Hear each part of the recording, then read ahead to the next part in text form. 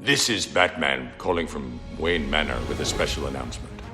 From the great halls of their house, there are assembled three who hope to one day be the world's greatest driving heroes. Created from the cosmic legends of the universe comes our team captain, the Vision, Bill Fisher, and their soon-to-be Wonder Woman, Vicky Fisher, and our Captain Marvel and head flight trainee, Jennifer Scripchuk. Their mission: to fight injustice, share what is right and wrong, to get you out of your house and come out racing with them and serve all mankind. They are the Garage Heroes in Training Team. Welcome to the Garage Heroes in Training Podcast. I'm going to be your host for this episode, and my name is Bill. Who's hosting? I'm Vicky. I'm Jennifer. There we are. And with us, we have a guest. We have a guest who we raced next to. We didn't realize that was who we were being asked to go interview. We had two different listeners call in and say, you really need to get this lady on. She's an excellent race car driver. One of them even called her a real racer. And Ben Dawson does not call anyone a real racer besides Ben Dawson. So it turns out that we were racing next to her at our last race at Charlotte Roval. And she got to see the unveiling and the funeral for the Deadpool car. That was the first race? That was the first race for the Deadpool theme. So, but she put up with us. She saw the good, the bad. Well, she didn't see the good. She saw the bad of the Garage Heroes in Training podcast team. And then she went on after the Roval. And I believe she was competing with Sorry for Party at the 24 Hours at CMP. And I believe, since Sorry for Party had never won before, she is the only reason that they won this race. So congratulations on winning. Miss Lara Vernon, welcome to the podcast. Hello. Thanks so much, y'all. Hi. No worries. We're excited to have another lady driver on. We really are. That's right. There's four of us now on this this your podcast. last one with another really prominent lady driver. So Danielle. yeah. Yes, that was awesome. Yeah. Really, Danielle's really just so cool. shy. She just, she doesn't ever, loosen up and relax and give her opinion. But, Don't have to worry about that with me. No.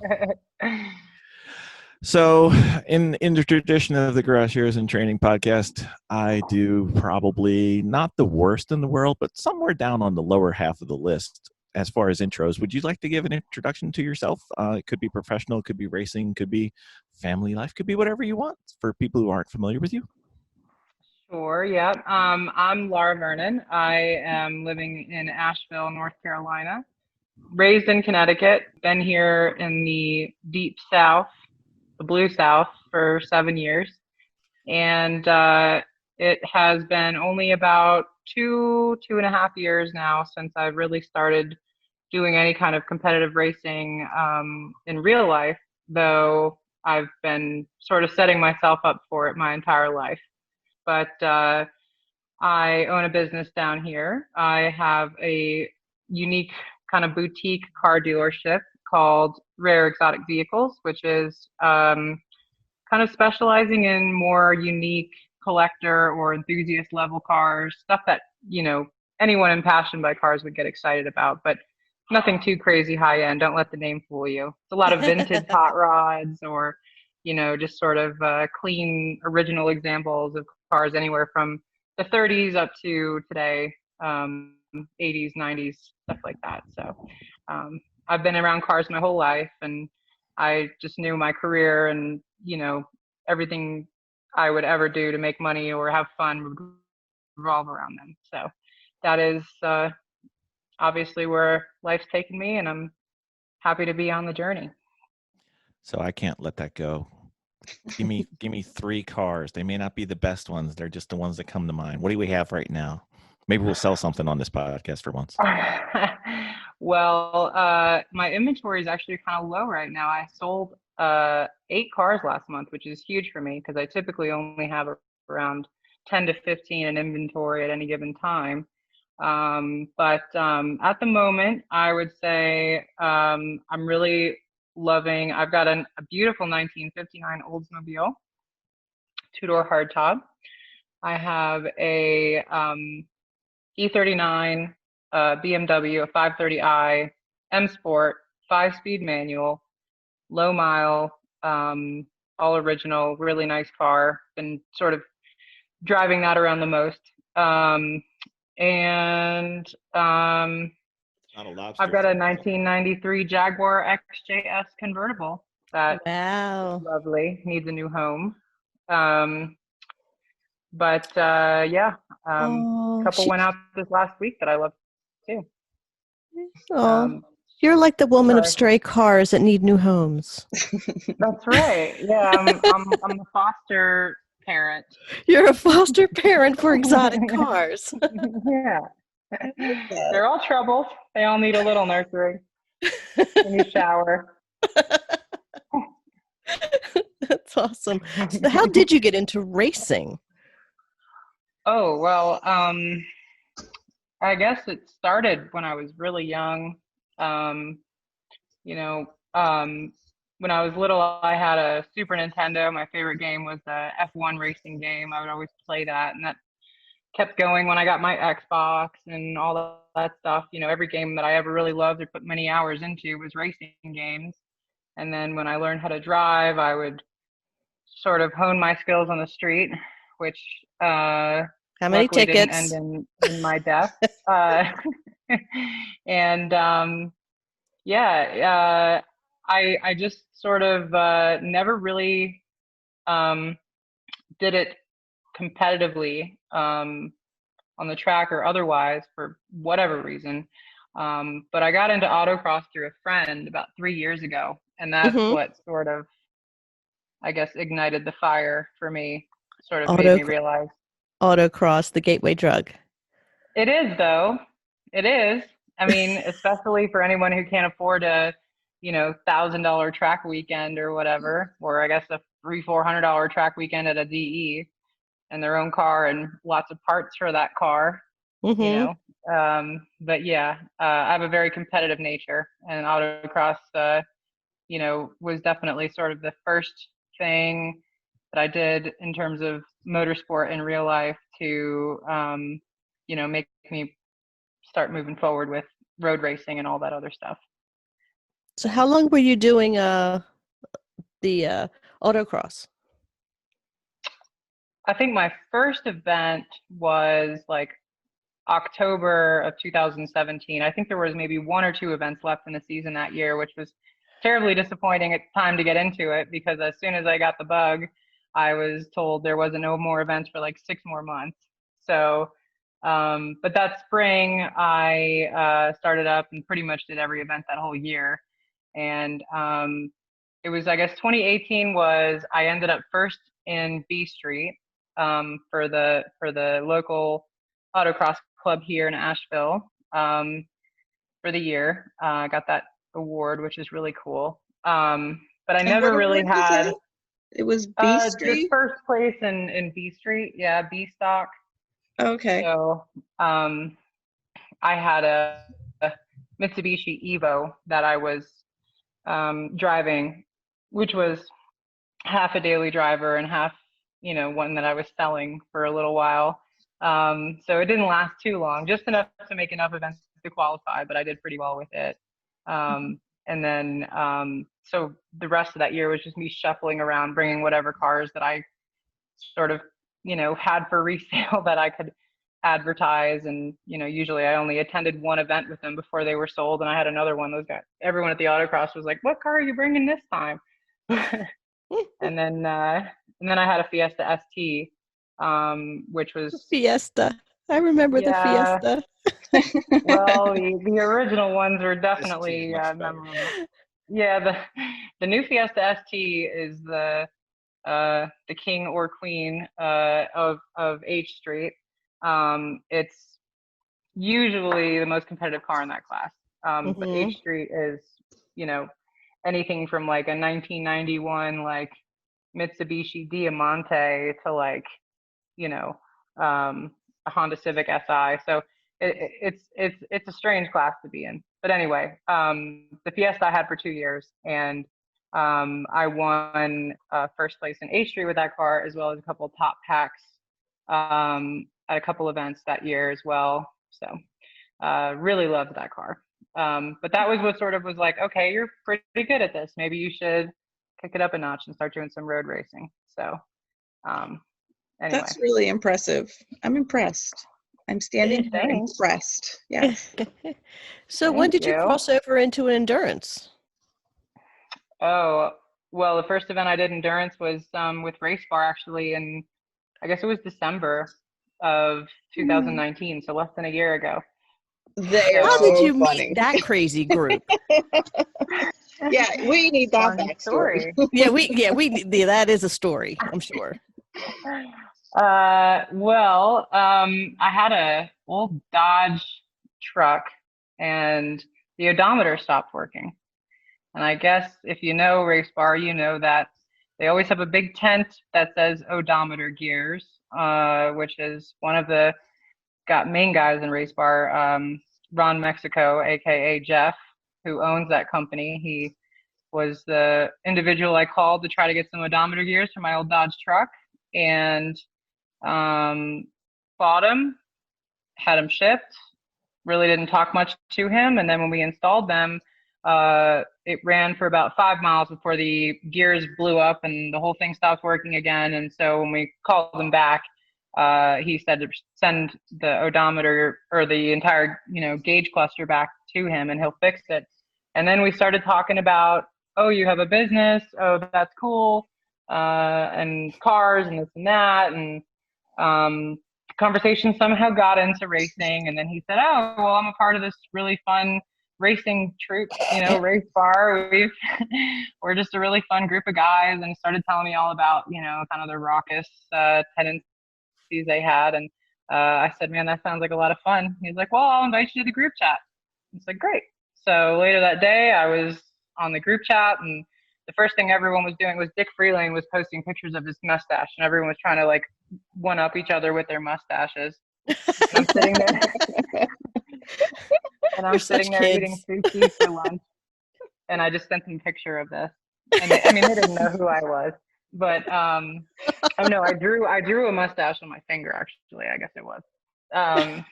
But and for anyone listening who doesn't have the video, it was just my finger over my upper lip. That was probably back in the summer of 2019, and then they were starting to talk about doing VIR.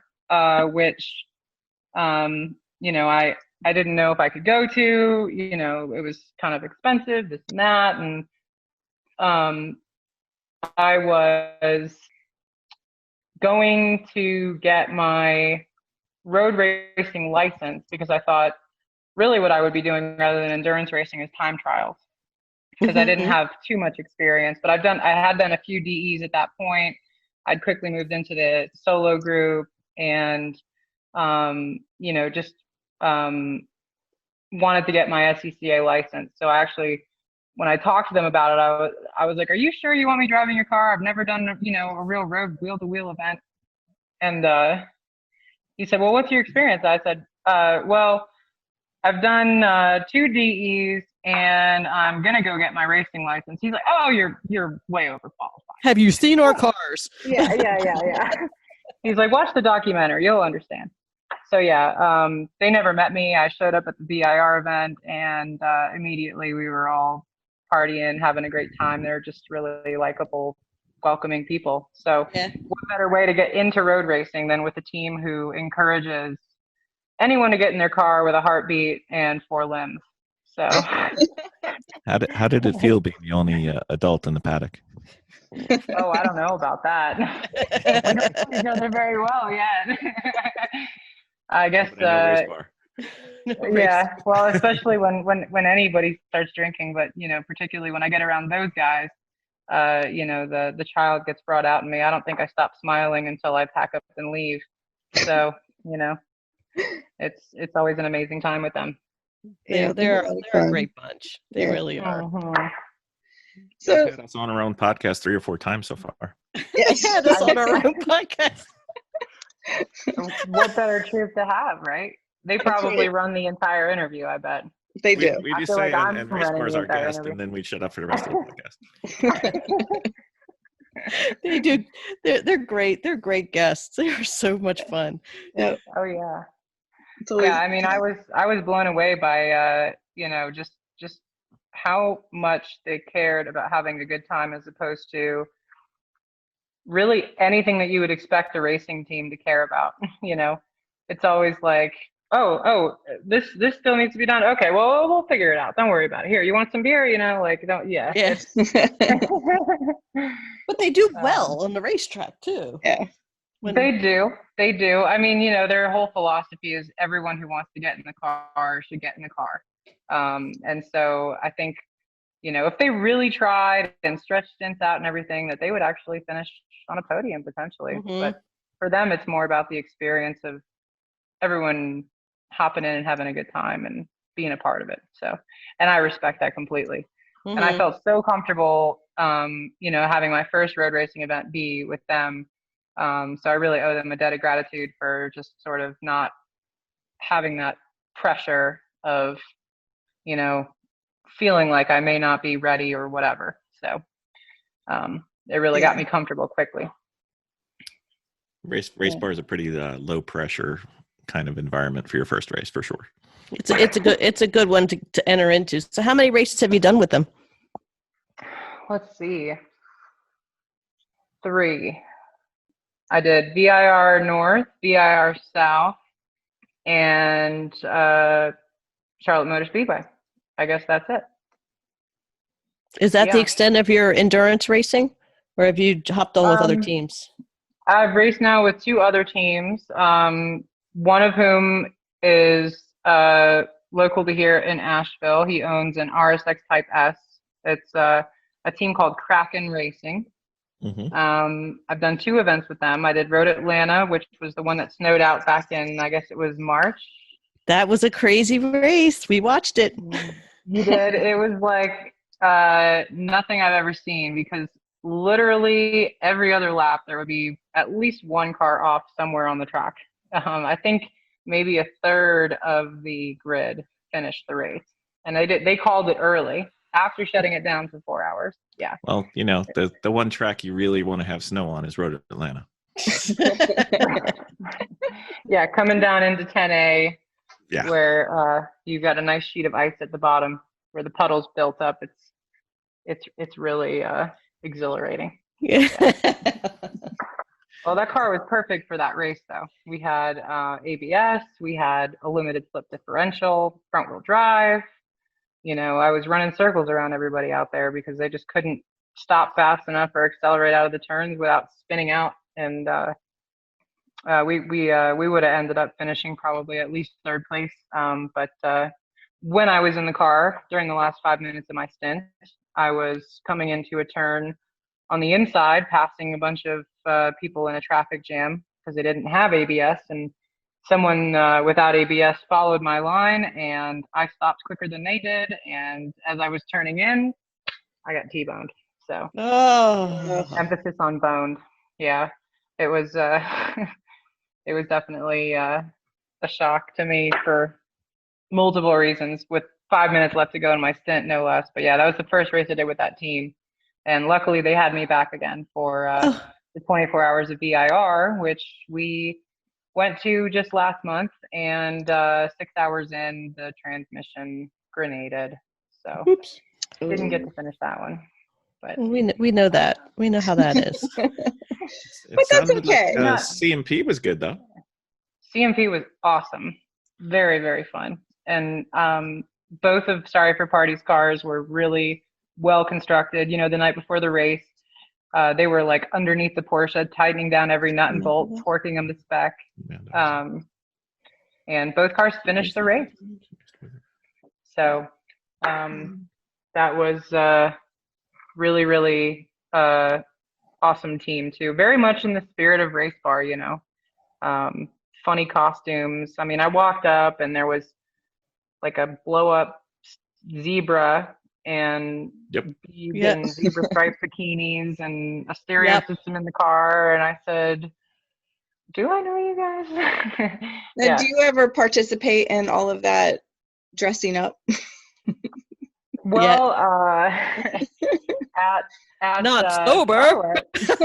Not yet. I was screaming into the microwave. I wasn't prepared for the Sorry for Party costumes. Well, Matt's only Which I got one only- pair of those. So. What costume? The spandex rainbow zebra striped shorts. Yeah, I need to find those. I was like, where'd you get those? Oh, Amazon. Everything's on Amazon. So I'll be more prepared for their next race.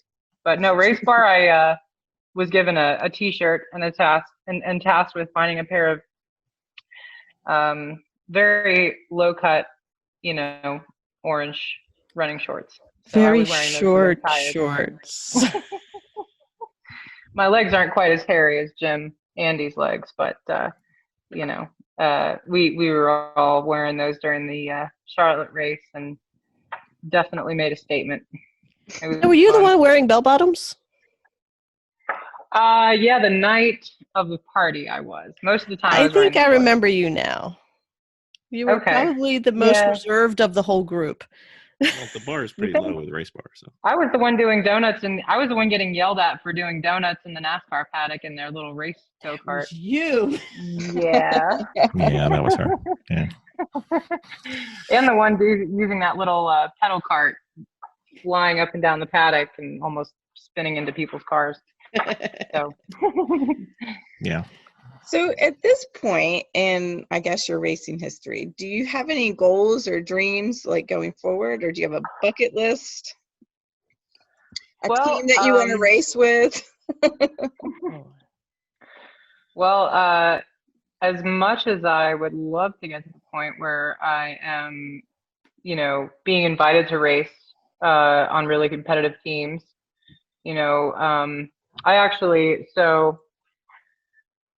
I went to a really fun event last fall at Road Atlanta, which was it was called Accelerating Change. It was an all-women's HPDE day. They had a lot of really awesome sponsorships, Michelin, Porsche, a lot of guest speakers came. And one of the people that I met at that event was actually a friend of the guy who owns the company, but it's called Swarm Racing. He was just starting it.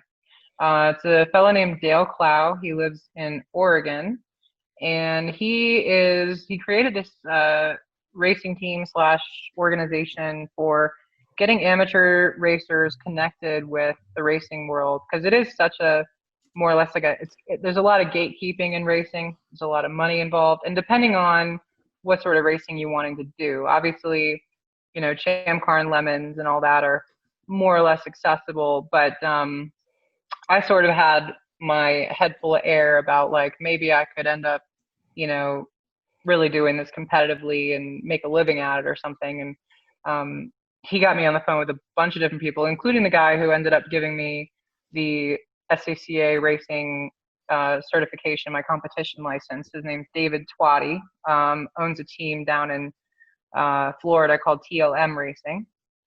He does a lot of FARA, NASA, SCCA events, the runoffs and all that. But he also is really heavily involved in Shift Up Now, which is an all-women's racing organization helping empowering female racers. And so I really got connected in fast with all these people, which is really awesome. But one of the things was having the conversation with a racing team owner, a guy by the name of Todd Lamb, who more or less told me that if you have any aspirations of ever getting paid to race, then you should probably just, either lower them or get out of it altogether, because, it's really, it's not something you can do as a career. It's just going to end up being something you do for fun, at least at my level. Being 30, soon to be 31, I'm in it kind of late to ever really get to that point where I feel like I could be a competitive professional racing driver, although I would love to. I just don't have the money or, started too late or whatever it is. But I would have loved to do that. I would also love to figure out a way to hone my skills for, a magazine like Motor Trend, Car and Driver, do testing, automotive reviews, hot lapping, worked for a tire Female company. Andy Popst. Randy. Randy Popst. Andy.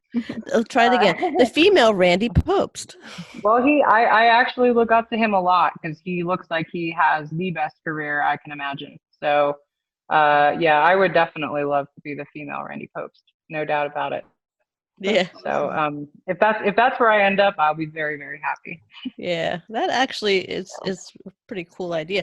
I heard, I was speaking to somebody who was talking about getting into the racing for money, and I think it came out of the Lucky Dog circuit interview, and they were saying, the higher you go up and want to be paid to do it, and sponsors and stuff like that, the sponsors have expectations, and it adds a whole other level of stress of performance. And they said after a while, it just, For sure. you're working instead of driving, and that anxiety that you have to perform instead of just enjoying the race. Yeah, absolutely. That was one of the things Todd had mentioned when I spoke to him was, you really have to hustle if you want to be able to race even for free. It's all about business to business, or being the middleman, getting sponsors, and also, just keeping those connections and honing your skills. So exactly. I mean, it's a hustle. It's a hustle. So It's a I guess I'll full-time just make job. my money selling cars and waste it on endurance racing for now. Yeah. But I guess if we've been doing it a year and I'm already getting a reputation for being a real racer, thanks, Ben Dawson. Maybe who knows what could happen next year. Well, you got to look at it this way. If some of the pros come and race with us because what we do is fun compared to what they're doing, maybe we're not suffering so bad. Hey, there's a lot of pros in so Champa, I'll tell you that much. Yeah. Well, not in the racing world, like I went on Shift Up Now's website not too long ago, and I looked at all the women who are, there's a female F1 league that's starting up now, and I think the oldest woman on the list was like 25. Oh, 26. geez. Yeah. So it's one of those things. You got to be in a cart at, about the age you're learning how to walk. I feel like, and have parents who have, are either retired or, can follow you Or in around the car country. business. Or, well, yeah, I guess. Yeah. It's one of those things where, real high end racing, competitive racing, especially F1, is you either have to be absolutely exceptional and notice at a very young age, or you have to be a multi-millionaire. I always worry about, kids that start things so young, and not just karting, but any sport. Do you know what I mean? Is it really their interest, or is it the parents' interest? Do you know what I mean? So yeah. Well, there's a benefit to starting a little bit later and choosing it versus somebody choosing it for you. Absolutely. A lot of the people that I know who are professional racing drivers, their parents are racers, or are involved in it in some form or fashion. So they're around it their whole lives. But you're right, they may not even know, they don't really want to do it, or whatever. Yeah. There's a lot of people I feel like who are professional racers who don't get all that excited about racing. Like, why are you doing it? Yeah. The most fun I've ever had. Exactly. So on this episode of Parenting Heroes in Training, Parenting Heroes in Training. When you're at the track, I mean, we know you're an excellent driver in a relatively short period of time. Is there any other interest in the car side of the world? Are you mechanically inclined, or are you a data person, or are you just shut up, put me behind the wheel, and I'll show you what the car can do? Well, as much as I would love to suggest that I am skilled at being a mechanic, I I know a lot of surface level. I'm good at diagnosing. I know exactly how everything works together, and how to fix issues. But when it comes to actually turning the wrenches, I am quite a klutz. We didn't have you any of know, the first part, I'm so the you're one. doing better than us. Well, when you're around cars like 24/7, run a business, and you have to like fix them, and you're pulling your hair out, you learn as much as you can, which is the only reason I'd say. And I've learned a lot from mechanics who've done work for me and people around me. So if anything, I've learned more owning this business about cars and business in general than my undergraduate degree. But the problem I have is that I either get impatient and I pull on something too hard, or I hit something too hard and I break something, or You know what we call cut that the in our crap out of garage? my hand. In our garage, we call that bringing a sledgehammer when you need a screwdriver. Yeah. I'm that person. For sure. And I'm notorious for dropping nuts, bolts, wrenches, push pins, whatever, you name it, inside of the engine compartment, in whatever places that are vortexes into the next dimension, because they never get retrieved. I have no idea where they go half the time, and Partying with the I socks. have 10 magnets in my shop because I'm literally losing them all the time. But I'm trying to find, the nuts and bolts that I'm dropping in the engine compartment. She's that one girl that drops it down inside the engine, and she spends 40 minutes trying to find the stinking thing. Oh yeah, a job that would take someone 20 minutes can easily take me 2 hours if I'm not careful. Yeah. So, but I do some light mechanic work for sure. I have everyone comments on my ring, which is a wrench. Oh, I love that. Yeah, Garage Girls Jewelry, really awesome company. Garage Girls, I love it. So, COVID has kind of squashed quite a bit of the racing season for everybody this year. I had 2 canceled. Yeah. What do you see happening, maybe, I guess, going forward for you? Maybe into next season, or?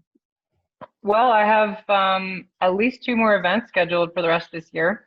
I am doing Sebring in October, and I'm doing Barber in November, and I am probably going to end up at VIR in December with Lemons. I keep hearing this VIR, Vicky and Bill. With Lemons? Isn't that in December at VIR? Or no, Road Atlanta. I don't think it's Lemons. Road Atlanta. Boom. That's what I meant. Road Atlanta. Okay, because I was going to say I'll see the VIR. Road Atlanta. Yep, that's better. No. Yeah, I'm thinking Road Atlanta, actually. I meant to say that. There's a Road Atlanta in December, isn't there? For Lemons, yeah. Yeah. That's what I meant. That's an awesome. That'll be my second Lemons race. The 2 before that are going to be with Kraken and that RSX. So what's your favorite racetrack so far? Oh. Well, I've done 4 now. Oh. So I don't have many to choose from. Okay. I've done every configuration of VIR. I really like VIR. I've yet to be there. I probably like VIR more than Road Atlanta, but if you'd asked me 6 months ago, I would have totally said Road Atlanta. Wow. I love Road Atlanta. But I'm excited for Barber. Everyone says Barber's amazing. That's what we hear. That and the big spider. Spider? Yeah, there's a big statue of a spider. It's probably like 30 feet across. Mm-hmm. Oh, at Barber? Yeah. Oh, okay. Cool. I didn't know that. I'm excited to see all the vintage motorcycles too. I hear they got some pretty cool stuff there. Yes, they do. So, but yeah. So, as you're going through your learning process, do you have a philosophy or like a mantra that you're going by, or you're just jumping in and going? Well, when I get in the car, I am probably paying the most attention to my surroundings and not getting, not crashing. Don't crash. That's the first thing that goes in my head when I get in the car. That's her mantra. Don't crash. Because I like to go really, That's really mine fast. too. Jen, I get in the Jen, don't crash, Jen. It's not that I'm accident prone. I just, you know, so I have really, really, I consider to be really severe ADHD. And Now, most racers do. I'm yeah, finding. I'm coming that's across a lot of racers probably, that's saying that. that's probably because when you're racing, it demands your focus. Your life and people's lives around you are in your hands. And if you lose that focus, then you're liable to do what I just mentioned I do not want to do. So yeah, it's part of the reason I love it, for sure. It helps me focus. But yeah, staying focused and, you know, breathing, and I don't know. I'm a much better driver and racer when I'm relaxed. But that's also when I can drift off into space and start thinking about other things when I should be paying attention to my mirrors or whatever, you know. Like where those nuts go, and do they meet up with the socks and have like a party from the dryer, you know? Life's unanswered mystery right there. Where do those nuts go? I don't know. So, having that you had gotten into it relatively recently, do you have any thoughts or tips for newbies that are stuck home? Well, be prepared to spend a lot of money. But no, if you want to get out there and you're too afraid, or you feel like there's, I don't know, when you want to get into racing and you see all these events going on and you're like, what team can I hook up with? How do I get involved?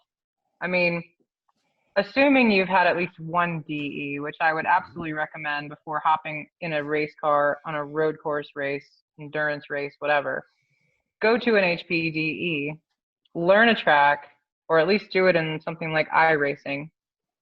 Learn what it's like to be around other cars, look at flag stations, you know, drive off the racing line if you need to.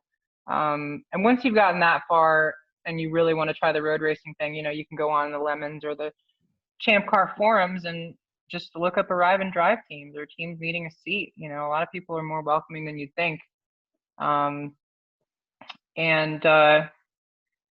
know, when you get out there, it's really easy to kind of want to freeze up because there's people flying by you and they're not waiting for point buys. But, you know, if you're out there and you're learning what you're doing, just be predictable and consistent and mindful of your mirrors. And after 5 or 10 laps, you're going to not be scared anymore. You're going to sort of start getting in a groove. And yeah, I mean, the only thing you can really do if you're wanting to get into it is start. So Just do there's it. way more amateurs out there on the racetrack, particularly in Lemons, than you would think. So way more people that have probably never been on a racetrack, or this may be their second time or whatever. So, and just because someone's been on a racetrack a bunch of times doesn't mean that they're mindful and are checking their mirrors. So make sure you are aware that you're not the only car on track, and you won't get in trouble, and you'll have a great time, and you'll want to keep doing it, and it'll consume all your money. So be prepared for that. So, we do have a good, bad, the ugly segment, and I was curious if you had any stories you'd like to share, good, bad, or ugly, that you have experienced while going through this process.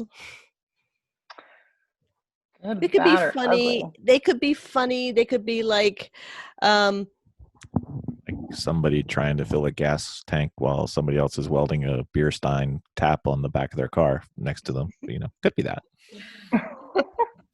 so Maybe yeah. that happened. Yeah. Or something Well, like, this is really sounds not familiar. funny, but I know next week it'll be really funny. Oh man. Well,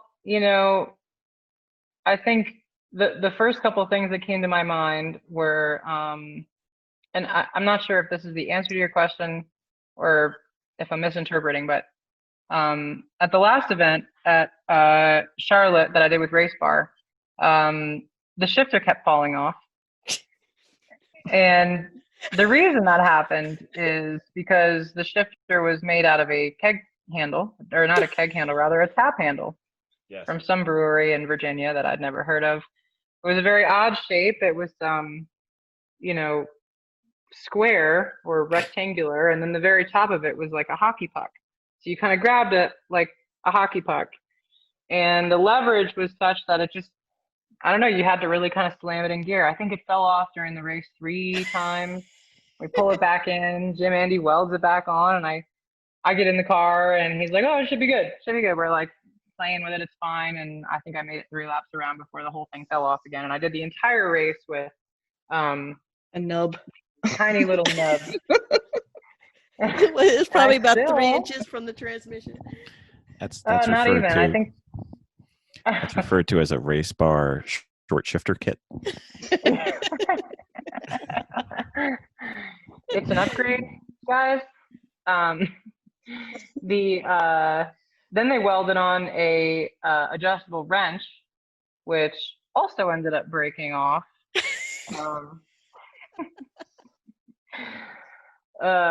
So yeah, the nub after 2 hours through my racing glove, by the way, ended up giving me a rather large gash right here on my hand, which Oh no! Right I below her was ring. healed from, like right there.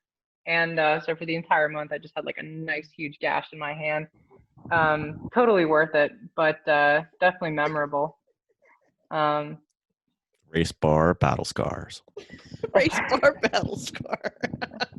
Hey, What was I your will happily have some scars for those guys. what did you think of Charlotte? Oh, well, love the track, but it is scary because you have no runoff at all. You are inches, if not centimeters, away from the wall pretty much at all times. Yeah. So if you overshoot a turn, you miss a braking point, you give gas in the wrong spot or whatever, it's really easy to find yourself in trouble, which I guess is what happened to Mr. Poole. It's Mr. Pooh. Mr. Pooh, I heard about that. The letter Pooh. being Yeah, Jeff being stole the L. removed. Yeah. So Wouldn't be just the first because time. those walls look like marshmallows, apparently they're not marshmallows. I didn't know if you got that memo, but they look like marshmallows. Is it not the Michelin Man's not big and fluffy like that? No, Oh, never. I didn't lived get to down. find out.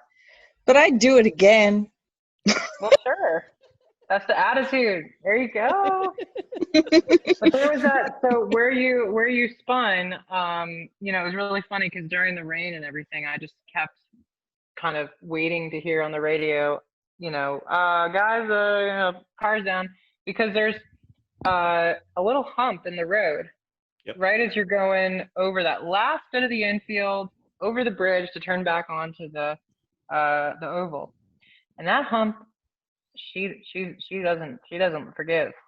Nope. You're on the gas on that hump, the whole car just kind of turns sideways on you. Happened to me a couple times, but Happened to Jen once. once. Jennifer, you have a few more months of this, and then we'll Hey, It's just good-natured ribbon, Jen. was it that was dangerous? I'm telling you, with the rain and half the cars out there, are just leaking power steering. Well, I know for a fact that Fred Lobster was leaking steering fluid all over the track because we would literally fill it with a gallon of power steering fluid every time we came into the pit. Had to go somewhere. It was actually only leaking right in that spot. No, the Fred Lobster, man, that car was a different story. A lot of fun, but halfway through the race, you didn't have power brakes or steering anymore. So it was like learning the car as you're driving it. But yeah, see, Charlotte was a really fun track, way more fun than I would ever expect a NASCAR track to be. Obviously, the infield is my favorite part. And then Lucky Dog, man, what a awesome racing league.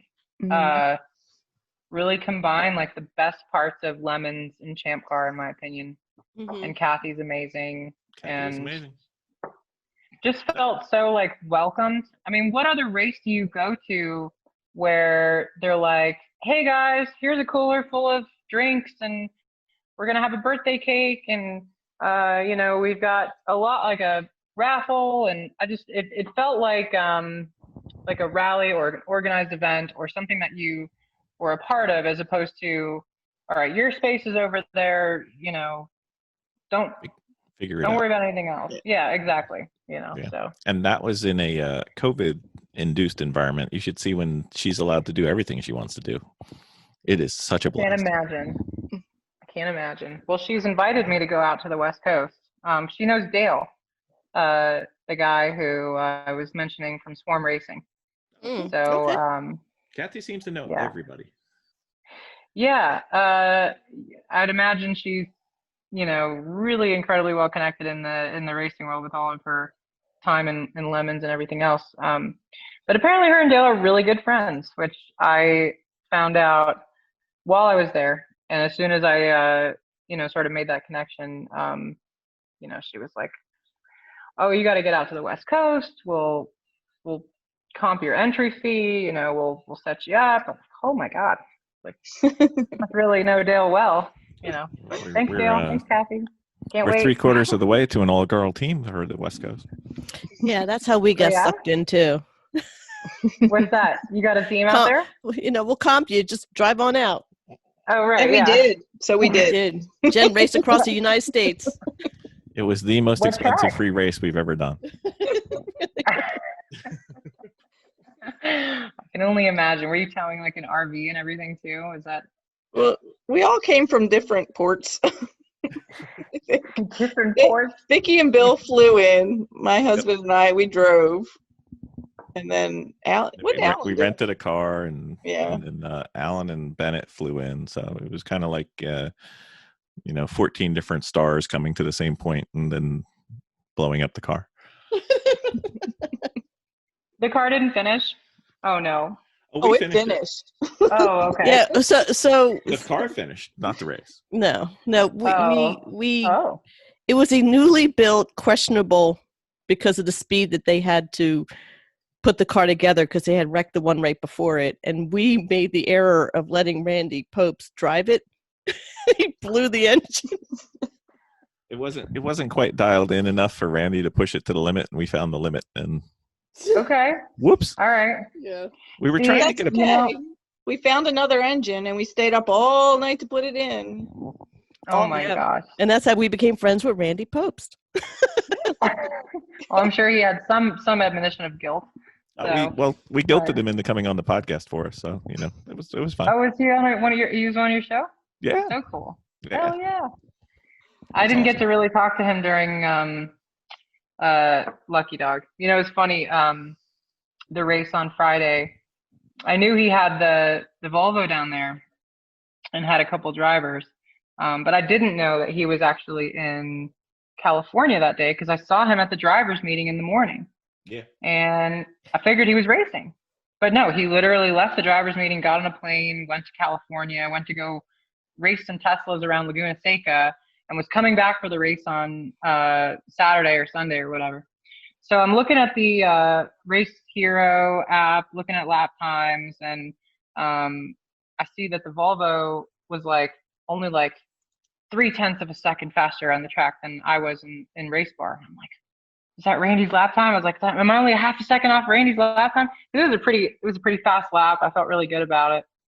And then I went over to the team and I was like, hey, where's Randy at? Was that his time? Oh, he's not here. He won't be here till Sunday. Well, Sunday rolls around and Randy's 4 seconds a lap faster than I was in his little Volvo, and my dreams were dashed. No. Randy's I very, very I got personable very person. excited. Well, I'm He's sure. in a moose. You're in a lobster. What are you going to do? Yeah. Well, that was in a rolling bar, actually. Oh, that's right. Race bar. Oh. I mean, lobsters. Yeah, baby shark. Well, is that what they're calling race bar now? Well, they have laser shark. Laser shark. Yeah. That wasn't there. That's their 6 series, which I still haven't driven. But a race bar was very different this time around than the last time I drove it. They had a welded diff in the car when I drove it at BIR, which made the car very fun to slide around the track. It was really, really comical. Every turn you went into, you'd give it some gas, the back end would just fly right out, and you'd be just smoking tire in a huge drift. It felt like Formula Drift the entire time around BIR. And then they put different suspension and a regular like limited slip in the car for Charlotte, which was much better for that track, because I can't imagine if it would have finished the race wanting to go sideways through every corner. But it was a very different car. I had to relearn it. They really set it up nice though. Vicky's a fan of the locked rear end on Road Atlanta in a truck. That was Oh, in the Lemons truck? Yeah. The one, yeah. Does that thing have a welded diff? Mhm. It does. Oh, yeah. So what turns are you taking sideways at Road Atlanta? All of them. All of them. Except 12. Definitely out of the S's. Definitely out of the S's. I kind of on that Coming little uphill. mini way up the hill. So that was Mhm. I kind of slid right around there. I'm just like, ooh, this is nice. I like this. You didn't like the 10 Oh, it's way too much fun to go sideways. It's not fast. It's really fun. Yeah, well, we're getting ready to go out to Lime Rock Oh, in cool. Connecticut for a skid pad.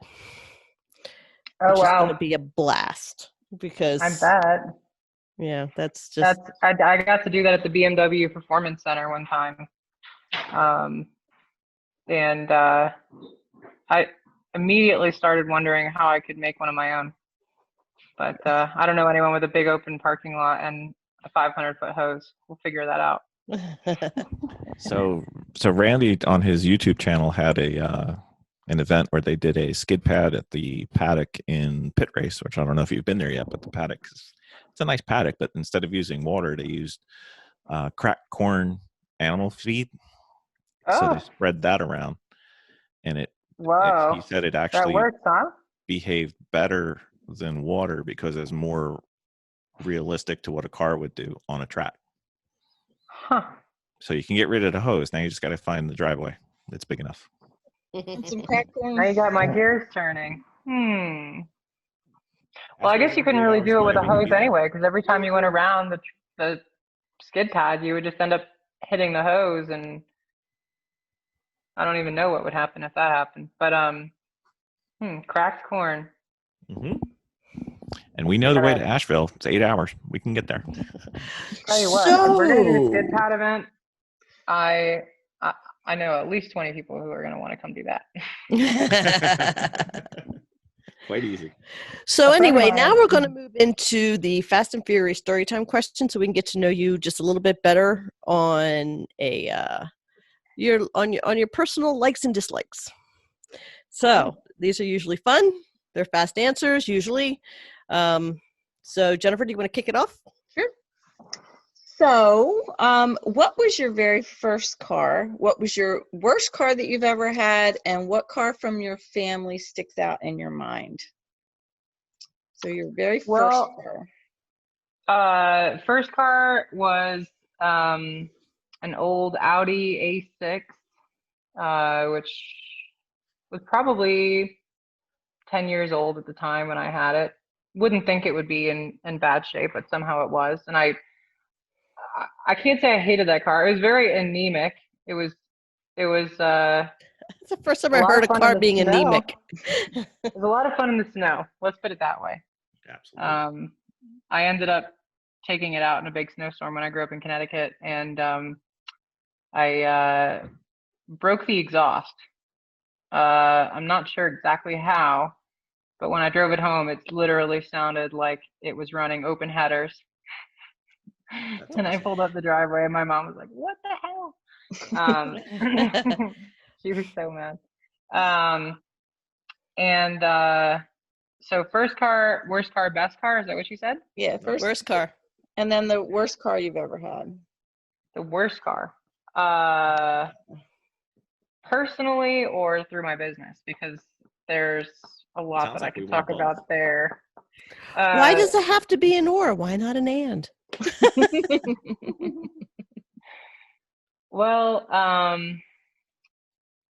I've always had a pretty decent car because it's been really important to me, and I've worked ever since I was like 15. So it's all my money's ever gone to cars, and that still hasn't changed at all. I haven't learned any lessons. But I ended up buying a brand new Mustang GT. Is the screen frozen? Yep. There you go. Did I lose you guys? Nope. You're back. No, now. we can still hear you. Okay. All right. Yeah. I just saw Jen's face in like a funny pose, and it had frozen there, and I said, "There's no way she's sitting there like, frozen know. like that." The Mustang had, it was a first year of the new 5.0 engine. Ford hadn't ironed out all the kinks yet, and apparently I looked at the VIN number. It was one of the first like 3,000 to roll off the assembly line, and I probably had it in the dealership 35 times within like 2 years. Wow. Wow. So I was very disappointed. I spent a lot of money on that car and could never truly enjoy it. And as soon as the warranty expired, I was sold. I was like, get it, just gone. I paid it off, the warranty expired, and I was never happier to get rid of a car. I just wanted a V8, I really wanted a V8. I know that's a pretty terrible worst car. Well, it sounded like a lemon though. So. It was a lemon. It was. They should have bought it back. Worst car through the dealership though. Probably 1985 300ZX Turbo that I had. Wouldn't think it would be that bad, but in 1985, Japanese car makers, American car makers, mainly imports, were kind of over engineering their cars. Turbo badges everywhere, electronic digital gauges, and automatic climate control. And this particular one had adjustable suspension. You could make it stiffer or softer. And for 1985, that was a really amazing concept. But in reality, it was a mess of vacuum tubes and wiring harnesses and everything under the hood, to the point where working on the car became a complete nightmare. It was right when I started my dealership, and the car had a misfire that I was trying to diagnose. So I had a friend of mine help me do spark plugs and coils on the car, and it took 4 hours. Wow. To do the spark plugs. And when we finally slapped it all back together, the mist was still there, and the adjustable suspension stopped working, and the car started sputtering at low RPM. And I was like, I hated that car. I really hated that car. It was kind of cool in a way, but gosh, I've got a lot of stories of car problems, so I could go on and on about that, but that's the one that came to my mind first. So.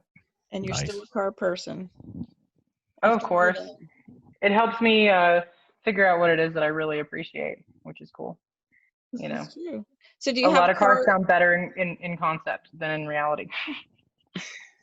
So is there a car like from your childhood or your family that sticks out? Well, You're young, so it can't be too old.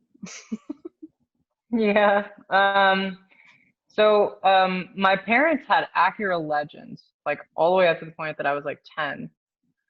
My mom had one that was really cool. I don't really remember it too well, but she had an accident in it when I was like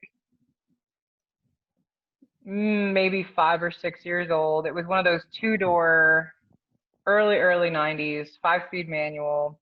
It's like red. I thought it was super cool. That was probably the last cool car my mom had throughout my childhood. Because after that, it was like minivans and SUVs and station wagons. But I guess that would be probably the standout in my mind. There wasn't a lot of, cars for the sake of fun going on in my household. Yeah. So my dad had a Mustang GT when I was in middle school, so that was kind of cool. My parents split up when I was young, but my dad didn't care about cars. He just was going through a midlife crisis. Still enjoyed it, but I liked it a lot more than him. I never saw him floor it once. Never once. He drove that thing like it was like a 1975 Oldsmobile, like it was just, Baby. Yeah, I don't think he ever brought it above 3,000 RPM. Wow. It's a waste of a good tool. Tell you what. Yeah. So usually when you look back, there's this one car that got you into cars. It made you want to race your cars or just get into cars. It could have been due to the sound. It could have been due to the shape. It could have been due to, it was the neighbor's boyfriend that had the really cool car or whatever it was. Is there I had like a lot a of Hot taproot Wheels. car for you guys? Then when you were Oh, well, I was always into the little Hot Wheels cars and the Maisto and the little 16 scale model cars and stuff. I had a Jaguar XJ220 that I loved the lines on that car. I thought it was the most beautiful car ever. And a real one or a Matchbox? no, not a real one. I was gonna say we need to hang out more if it was a real one. No, it was a Maisto little collectible 16 scale model car that I had when I was younger, and I still have it now. It's sitting on the shelf at my dealership along with all my other little cars that I collected when I was little. My windowsill is lined with all my Hot Wheels that I had when I was little, half of which have wheels that are fallen off or windshields that have been ripped off or whatever, from playing with them. And the kid will come by sometimes and look at them, and I'll usually give one away, and then I'll go to Walmart or whatever and buy more. So, yeah, I think the Jaguar was probably it really got me into supercars. I can't say what got me into cars. I feel like there was never anything for me that was specific. It was your big wheel. I've always been obsessed with speed, engines, wheels, driving a car, being in a car, having that freedom, going fast. It's like an extension of your body that kind of makes you superhuman. And I think that was the appeal for me. Making the noise, burning the rubber, having the freedom, and the technicality of it, being in control of, something like that. It always really kind of appealed to me. So I think my second word ever was wheel. Wow. Really? So, if that tells you Not mom, anything. not dad. It was wheel. Well, I think first came my parents' names, and then wheel. So yeah. That's awesome. Yeah, I used to sit on the ground spinning the wheels of the cars. So, what is that one thing that no one knows about you that would surprise them? Your second word was wheel. I know, that's a pretty good one. Pretty good one. One thing nobody knows about me that would surprise them. I play guitar. Oh, there you go. Nice. I was in a band. I was in a rock band in high school. So I can play a few different instruments. I like to make music. We're gonna have to keep you away from Ben. Yeah? Yeah. Is he on the guitar train too? He is. He plays it on the podcast and doesn't think we hear him. Oh, while he's talking, Yeah. while he's interviewing. He's a fidget man. Oh, cool. Oh, yeah. Well, that's the ADHD thing, I guess. Yeah. I'm all jacked up on Adderall, so I'm fine right now, but it's my secret weapon. No. Okay, I so only our started. next question: Hmm. automatic, stick, or doesn't matter? Stick for sure. For sure. General I don't think So, I've owned an who's your favorite automatic race car. car? Oh, I'm sorry. She's called Bulldozer for a reason. I don't mean to be. So, what's your favorite race car driver? Who is your favorite race car driver? Ooh. Well, You can have more than one. um, I don't know I any of mean, them. yeah, I mean, I don't know any of them personally. It's hard to pick a favorite. It's Randy. Probably Randy, even though I haven't met him, and I feel so sad that we didn't get a chance to meet. He was I do. He was there. You didn't see him? I know. Well, so uh didn't want to bother him during the race, and then I saw him loading up his car, and Kathy and I started talking, and then as we were talking, I saw him get in his truck and drive away. So that was my opportunity. I didn't get to do it. Sounds like But you have I'm a sure there'll to-do be list when you another go one. west. Yeah, for sure. I'm sure. I know he does a lot of Lucky Dog events, so hopefully he'll be at the next one. Yeah. But I watched all the head-to-head videos and everything, and then follow him on YouTube and everything. So yeah, he's probably the one that I feel like I actually know. So yeah, that's a good one. Randy Post for sure. He's so friendly. He is. He That's just what I walks around and hear. talks to everybody. Yeah. That's what I hear. And there's a fella by the name of Colin Mullen who races with us on iRacing. We do the endurance racing events on iRacing. We actually took a win in June. We did the 24 Hours of Le Mans. We won our split, which was really Wow. fun. Yeah, that was great. We stayed up all night.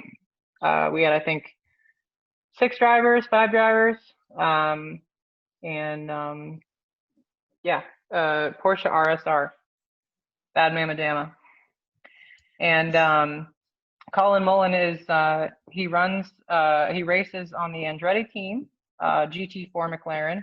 He is sometimes racing with us on iRacing, and he's a really cool person I've gotten to know, who's a semi-professional racing driver. So he's up there. He's an awesome guy, super friendly, super nice. So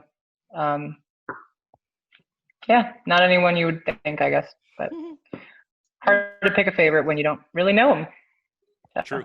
Yeah, we don't really know too many. Ayrton Senna is a favorite, even though nobody my age would know him, but Who from is his it? documentary and everything. He Ayrton Senna. He Okay. can drive. Yeah, he was really exciting to watch. Highly recommended documentary. Really good documentary. Felt like I Right. kind of knew him after that. I heard they were coming out with a like a 6-part mini series about him coming up. Whoa, on Netflix or something? I can't remember if it was Netflix or HBO or somebody. It was somebody who you'd expect it to be good. So I'm excited to see it when it comes. Oh yeah, I'll be watching it as soon as it comes out for sure. That's awesome. Thanks for letting me know. All right. So our next question: front wheel drive, rear wheel drive, 4-wheel drive, or does it matter? Rear wheel drive, for sure. Yeah. We talked about this. I like to slide. I like to drift. Most people like the rear wheel. Mhm. Yeah. I have a few friends who are front wheel leaning, and I really don't know why. So, do you have a car that got away? Wish you had Oh, back? wish I had back. We have a long list. We're searching for our guests. You can add a car to the list.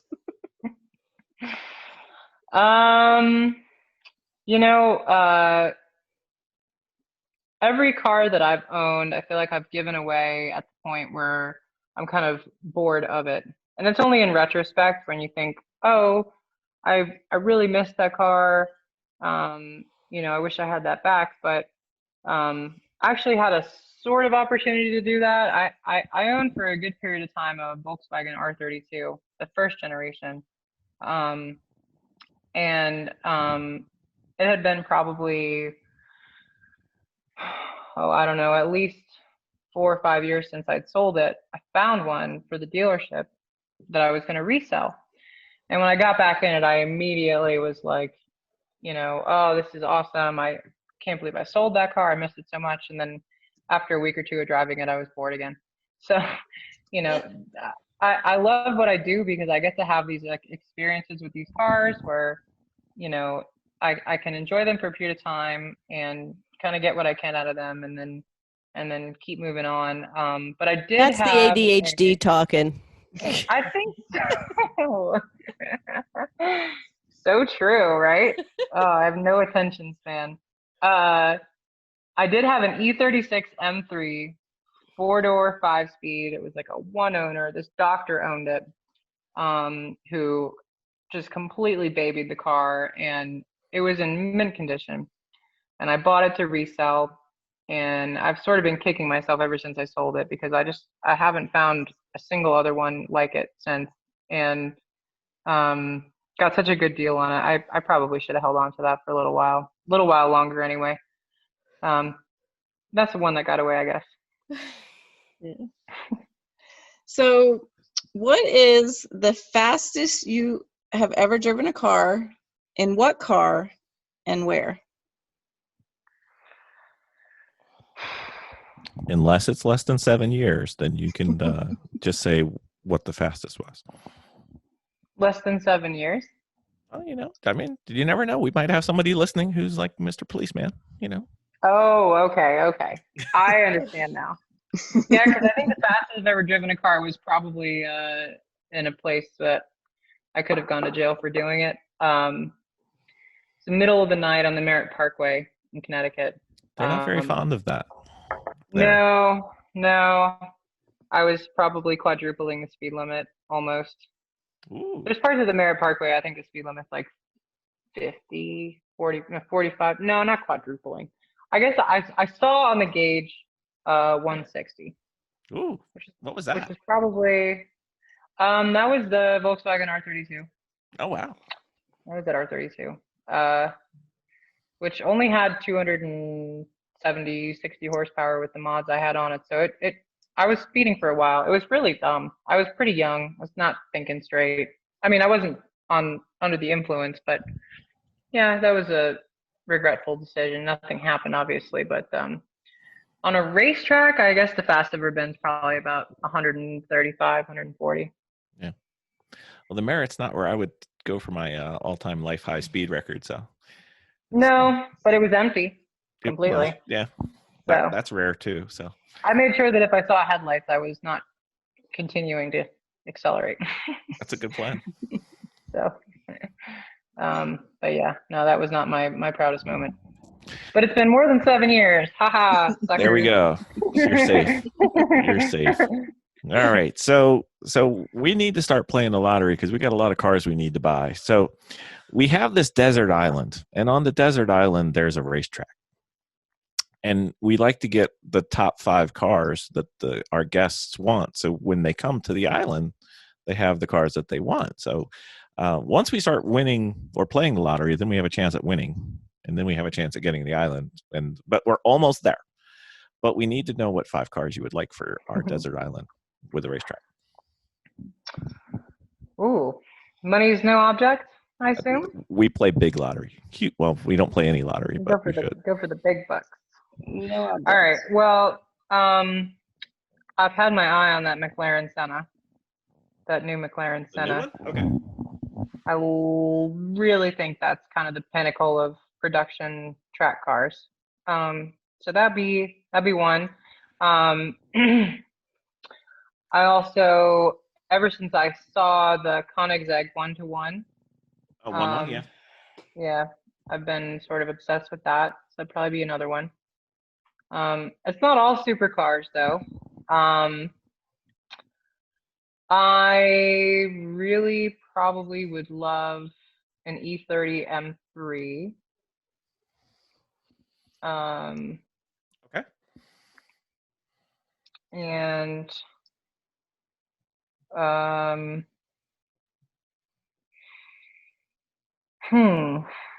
maybe the Hennessy Venom GT. Wow. That'd be a pretty cool one.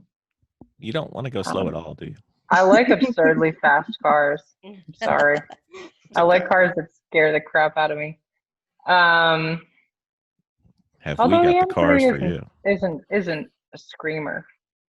That E30 M3 isn't a screamer. It's also like the one that doesn't belong in this list so far, but that's okay. I know, but it's kind of like I've just loved that car for a long time. And apparently everyone else does too, because they're like obscenely expensive. They are. $1 per horsepower. They're crazy. Crazy. I mean, if you're gonna tell me like dream cars, like I don't like this is a bucket list. Like I don't want to name anything I could afford now, you know. I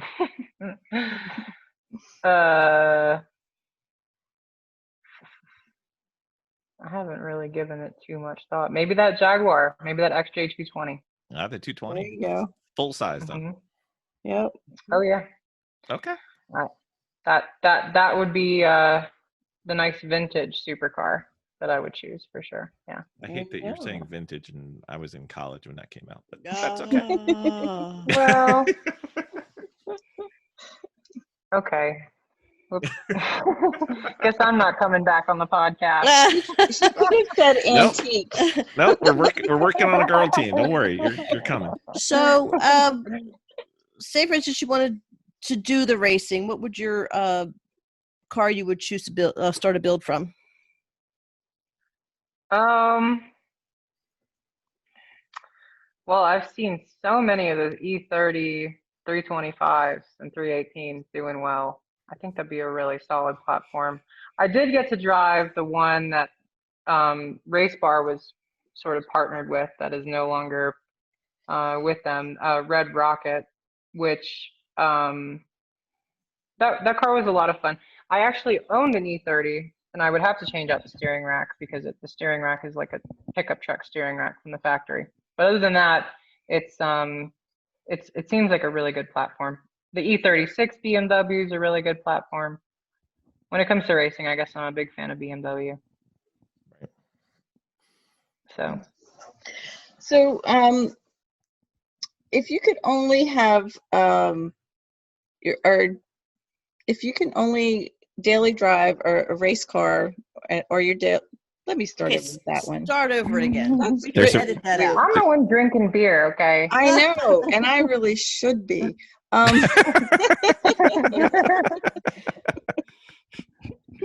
Listen, just because you can finally go back to your bed and lay flat now, don't go all beer drinking. I started interview laying laying flat this down. week. I can lay flat now. It's such an improvement.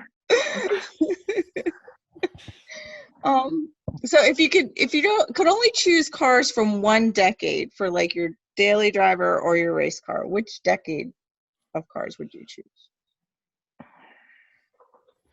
You can't drive anything else from another decade. You can only racing and driving for one decade.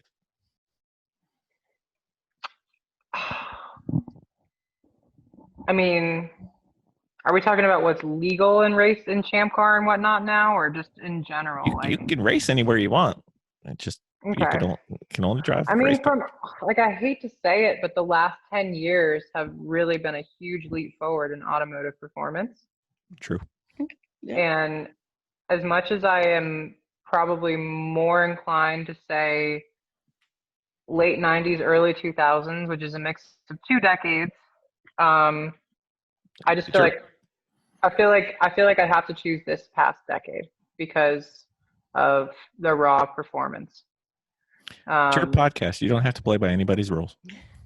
In my heart, and not for the sake of speed and thrill, I would probably choose like the 2000s, because half the 90s were kind of Not. Late 90s were good. So Early 90s, 90s 97 were, to 2007, something like that. yeah. If I could choose one year, yeah.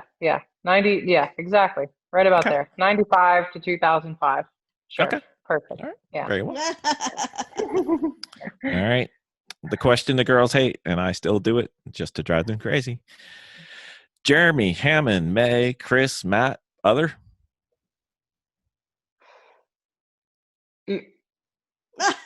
You're talking about between the UK and the US Top Gear. Sure. Definitely the UK. Are you asking me to pick a favorite? Pick your favorite. Probably Clarkson. Clarkson. Yeah. Power. Yeah. We had You can't somehow argue with him. somehow we have somebody running for local, I think he's running for a Senate seat, and his name's James May.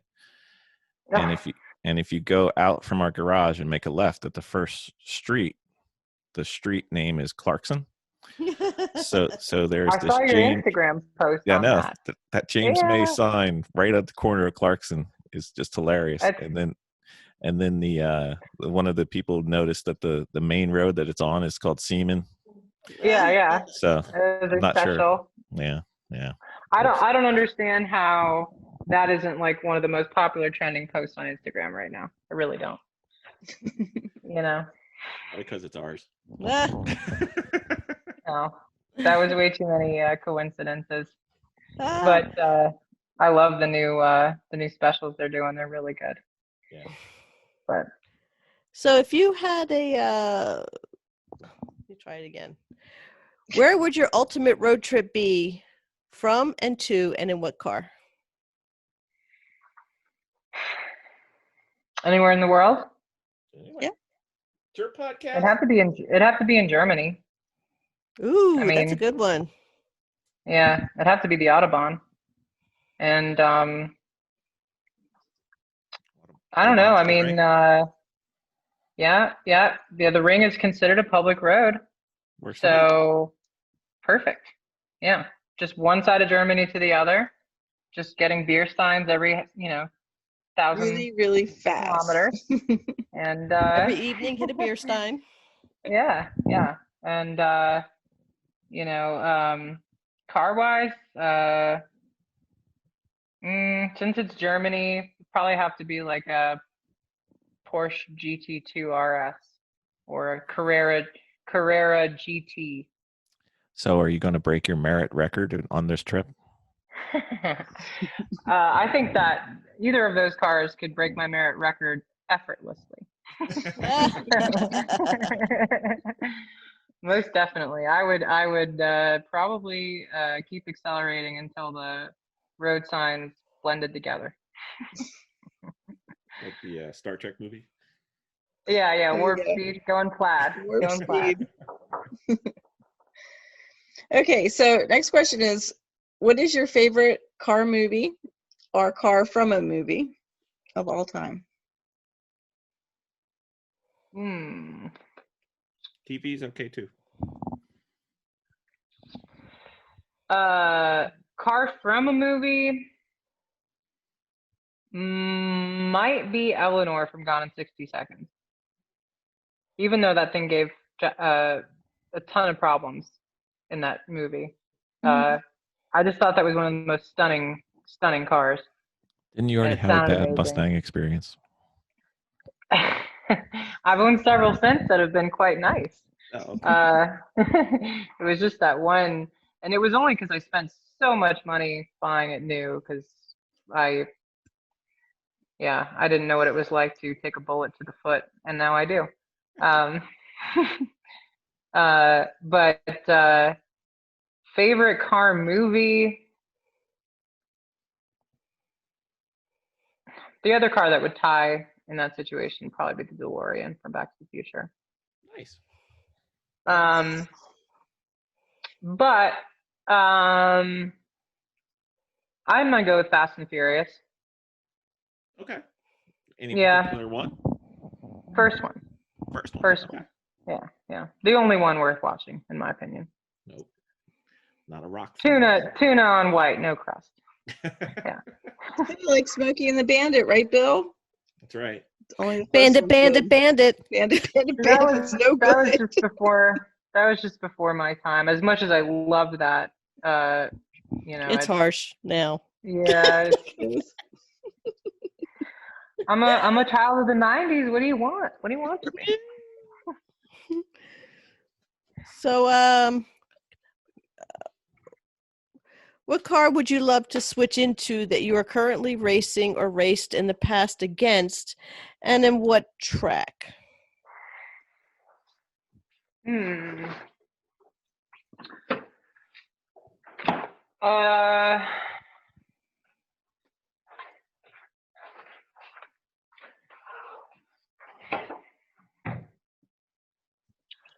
Well, the last race I did at VIR, there was this Honda S2000, which somehow was in our class, B class, even though it set fastest lap of the entire event. So that looked like a lot of fun. Yeah, I would probably choose that car because I really think that Honda gearboxes and just, I mean, with the RSX, man, that RSX on Kraken Racing has 207,000 miles on the original motor. Wow. For the last 2 years, it's probably done, at least 10, 15 events, a lot of which have been endurance races, most of which. And that thing is just, pegging the rev limiter at 9,000 RPM for 24 hours straight. It's amazing. It's amazing. That S2000 didn't finish the race, though. Apparently, it breaks a lot. I don't know why, because our experience is otherwise. But when you're ringing a car out, VTEC and all that, and rear-wheel drive roadster, heck yeah, I will take that. That sounds good. Right. So. Okay, so our next question is, what car, if any, would you want to wipe away from history? It's such could be a a harsh decade. question. It really is. It could just be one specific car. It could be that This Mustang. could be like, it doesn't have to this be. is more or less like a personal question because I feel like all cars matter. Sorry, that was a little. Not the genocide of automobiles, okay? Gosh. For a while I had a really big grudge against Priuses. I really felt like that was the antithesis of the car enthusiast. But I understand why they're out there. But the whole thing about Priuses that bugged the crap out of me was everyone thinks that they're so eco-friendly, but they go through 7 various stages of manufacturing before they're ever delivered to the dealer for sale, which include traveling from Eastern Europe to Asia and then back to Eastern Europe and then on a boat to the United States and all this stuff. So by the time that car gets delivered to the dealership, it's already burned enough carbon to warrant driving any non-fuel efficient vehicle. So if you're buying that car from a purely like ecologically, guilt-free sort of conscience perspective, it's a terrible car. So probably the Prius, even though a lot of people will fight me on that. I think that's probably the car I would get rid of. So you're saying you're not a fan of Prii? Prii. No. It's like octopuses. Or geniuses. I worked at an Apple store for a while. Geniuses. I'm sorry. The genii. Yeah. Yeah. What? Out of curiosity, and I'm sure you've answered this on other shows, but what cars would you guys choose? I hate to turn the interview around, but I feel like I'd love to know. Well, Vicky and Jennifer's first car was the same Ford Pinto. So Yeah, that Ooh, would it. okay. That would be it. Gone. A lot of people have died at the hands of the Pinto, so I don't blame you there. You go. The Yugo, the Pinto, the Can Santa go. Maria. Yugo can go. Anything that ends with an O. Camaro. The Okay, the Prio. Camaro can stay. You really don't like the Camaro? No, I just like it. she does. She just didn't realize it ended in O. Oh. Oh. Oh, Well. she said, oh. I'm not a huge GM fan. I won't think be hurt. I think the car that has won the most votes so far has been either the Aztec or the Pinto. See, I can't hate the Aztec because it was an iconic show. Without the Aztec, It was that car innovative wouldn't at the have been same. time. It was. The whole camping out the back thing, come on. That's cool. It is. You know, it's funny when my mom was looking for a new car, she went to a Pontiac Oldsmobile dealership back when Oldsmobile was still a thing and looked at the Aztec and went, no. But she got in the car. She got in the car and she started messing with things and messing with the mirror. And then she looked back and she asked the sales guy, she was like, what's that bar in the back?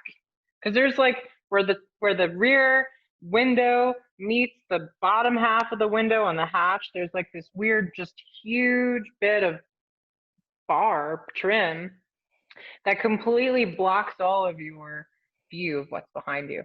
So, which was part of their whole gimmick of like the opening tailgate and the tent thing and everything. But that was her hang up. It wasn't the pure hideousness of the car so much. It was the visibility. So anyway. What about the Kia Soul? Can't hate that car. Really can't. Have you driven one? No.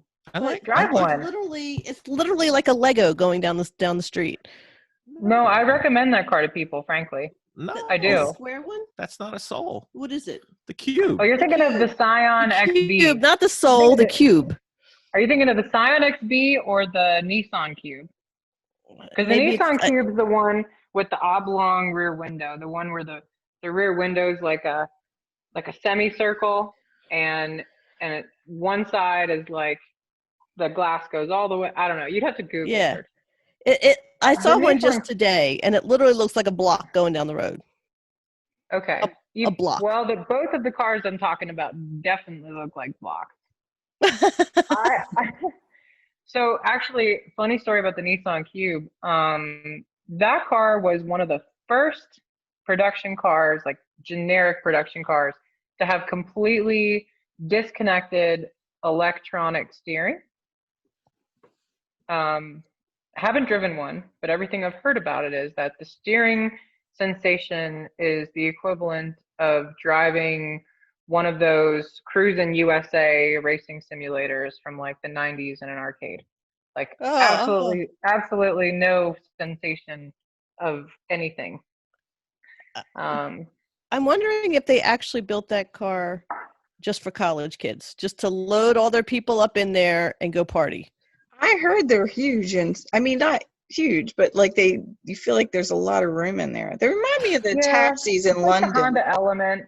Yeah, sure. Yeah. Those London taxis are deceivingly large for like what they are inside, and right. You know, the seats go backwards and everything.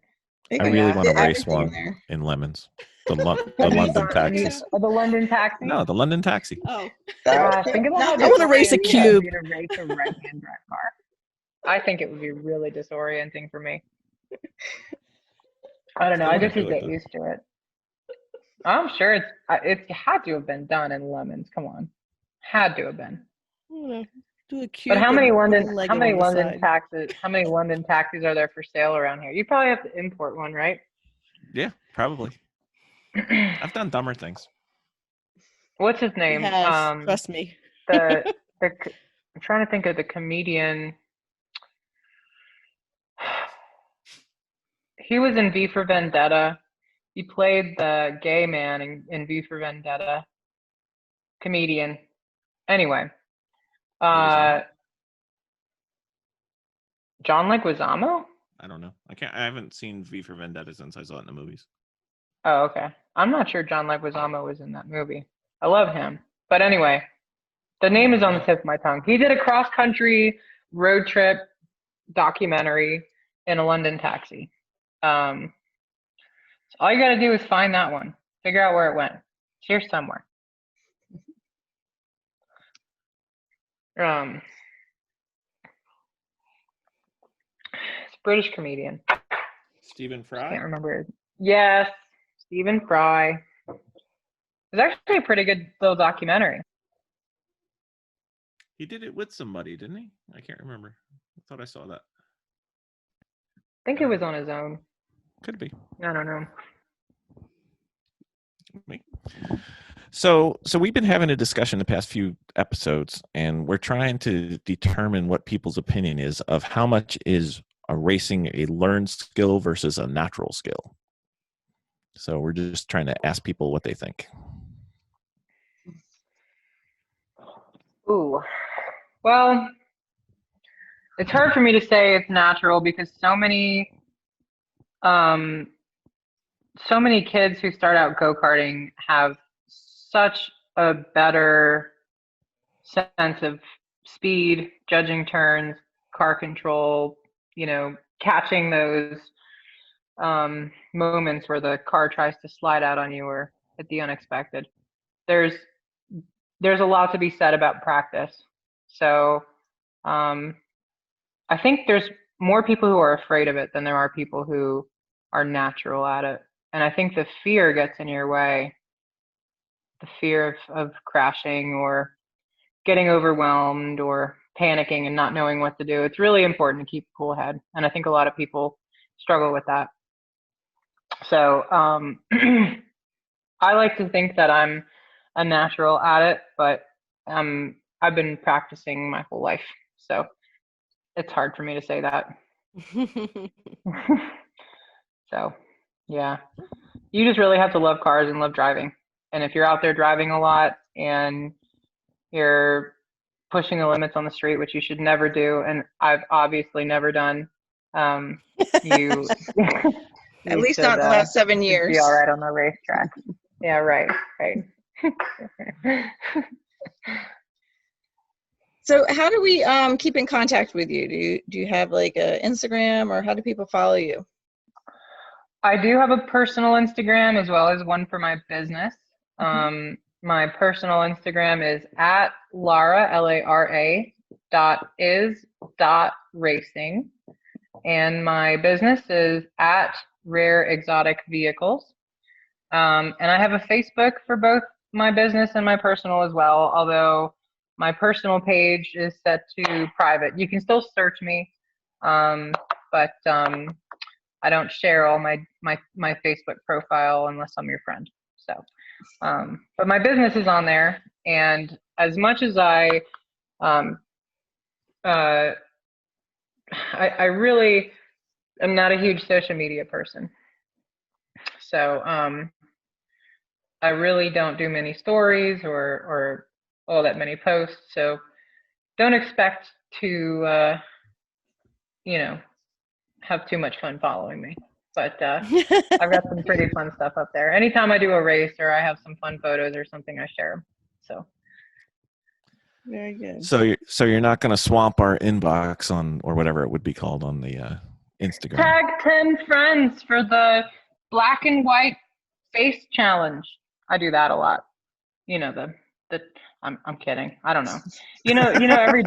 Every day you get these like messages where it's like, I'm calling you out. We're doing the Tuesday taillight challenge or whatever. And I don't know. I've had a few friends invite me and now they don't anymore because they know I like never do them. I feel kind of bad, but I really am not a social media person. I get I don't know. I get the one that's like, copy this and put it on your front page. And I'm like, I would if I knew how, but I did this so I can follow people that I race with. Otherwise, I didn't log into Facebook until we started racing. So, yeah, I only created a Facebook profile for my business. I was very anti-Facebook, and now I can't get off of it. it's a problem. I use it more to connect with other people and message and search for cars to resell than Right. anything else. So I'm on it every day. I'm just not posting. Yep. Mhm. I don't know. I have a hard time talking about myself.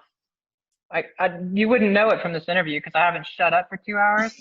But I do have a hard time talking about myself normally. Well, you had to talk for 2 hours because it took us 2 hours to get the thing straightened to start doing the interview. So don't worry about it. It's Right. fine. But look how much we learned about you. That's right. Well, See that? it feels good to talk about myself with you Yeah. guys. You guys are really very, very friendly and welcoming and fun. So thank you. Well, it's always good to get together and talk cars and talk racing, even though Yeah. it's a lot cheaper than paying to go to a track. I like talking cars in general. So if there ever is an interview or a podcast where you just want to talk cool, fun cars or trends or anything, I'm all about that. It's a lot easier for me to talk about that than myself. So. I know. Where were you? Where were you when we were doing 16 hours of slide hammer trying to remove a part from a BMW last winter? Ooh, I don't know. Where were you? I might have been there. You never know. Getting bone spurs from the slide hammer. Well, yeah, 16 hours working on the same job. I think I'd have given up about a third of the way through that at least. He never gives up. No. Oh, I get that way too, though. When I have a task that like a mystery I've got to solve. it But I think becomes it's different personal. when it comes to manual labor. I don't know. Yeah. I'm a There's this snob that problem way. I That's have why I with- love Clarkson so much. He and I are both allergic to manual labor. Yeah. You get to this point where it's become personal and you just, you're going to come off. I don't care what it takes to get this thing off. So I think I had that slide hammer up to about 20 pounds. At a lean torch. What? What'd you Yeah, go pretty with? much. If we had it, Yeah. we would have used it. So Burn it off. That's generally the rule of thumb. Get it We hot just enough broke that it melts. Oh, okay. I broke it. Didn't have to worry about it anymore. So you took to my mechanic skills right there.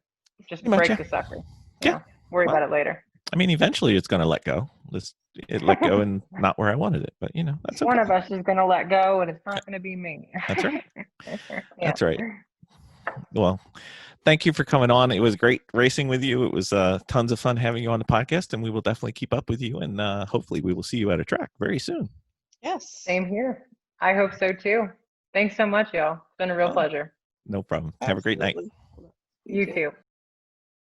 Dominating with Dawson. Ben, we're back again. Vicky and Jen are here. We've got a race coming up.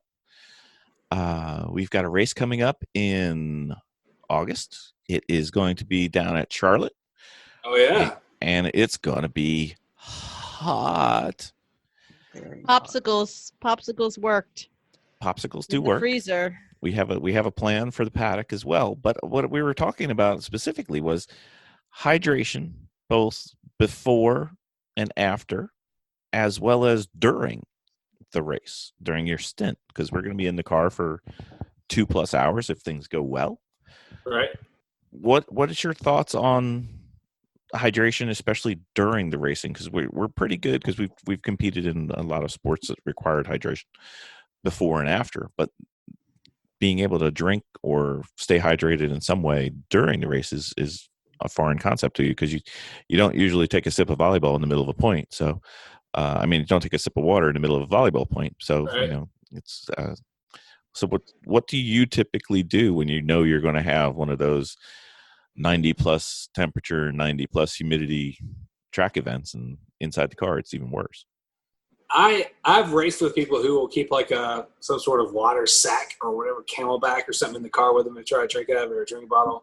Mhm. I've attempted to do it one time. Like for me, I have to give myself a little disclaimer here because I'm a person who wears, if they say you need to have either a 3-layer suit or less than 3 layers with Nomex underwear, I wear a 3-layer suit and Nomex underwear and a balaclava, whether I have to have one or not. So it's tough for me to get like a drink tube in and out of my mouth in the car because I'm Right. also rocking full face helmet. So to me, like if I'm going to try to get the drink tube to my mouth, and like I'm not, I know that there are people who can drill a hole or a little port for their drink tube and have it built into the helmet. But I've never done that because I'm cheap and lazy and from Alabama. So like a little hot drive is not going to bother me that much. So I say my hydration routine doesn't involve drinking in the car. I tried it one time with somebody else's drink tube, and I got a bunch of brackish, weird water, and I was like, that's it. I'm not trying to drink water in the car anymore. I'm just trying to win and drive fast. Like, not drinking this gross water. But people can successfully have drink tubes in the car if you can get the apparatus safely to your mouth and, whatever, like not wreck. That's great.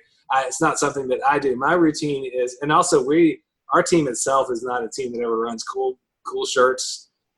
We're just cheap and lazy, and we realize that almost every time somebody runs a cool shirt, at least the first time, they slosh so much water after they get called in because they think they're sloshing gas all over the track. So anyway, we're a path of least resistance team, and we're all from the south, so we don't worry about getting a little bit hot. What I do, and I think what most of my teammates do, is we will chug down a brick of Pedialyte or generic Pedialyte. Drink water all day. Like, drink water all day. Solidly keep drinking water. If you need to pee all the time the day of an endurance race, you're doing it right. Like, but you need to constantly be channeling fluids through your filter, which is your whole body. Just drink. Just keep slamming water. If you're peeing clear, if your pee is clear all day before you're getting in the car, you're in good shape. For me, I like to mildly feel like I need to pee by the time I'm ready to jump into the car and get in there. So if I feel like I could sort of pee, and I've chugged my entire brick of Pedialyte, I'm good, because by the time I get out and I've sweated, I'm ready for another, couple of bottles of water, but I'm not dying. Pedialyte, I guess, is some kind of deal. I'm not a scientist. Drink the Pedialyte. Don't drink the Pedialyte. Drink it in the car. But that's what I do. I survive. I get out. My lap times stay consistent. I'm not in the car like, oh, God, I think I'm going to pass out. When we race, VIR, CNP, Barber, pretty hot places, Road Atlanta. So, that's my routine.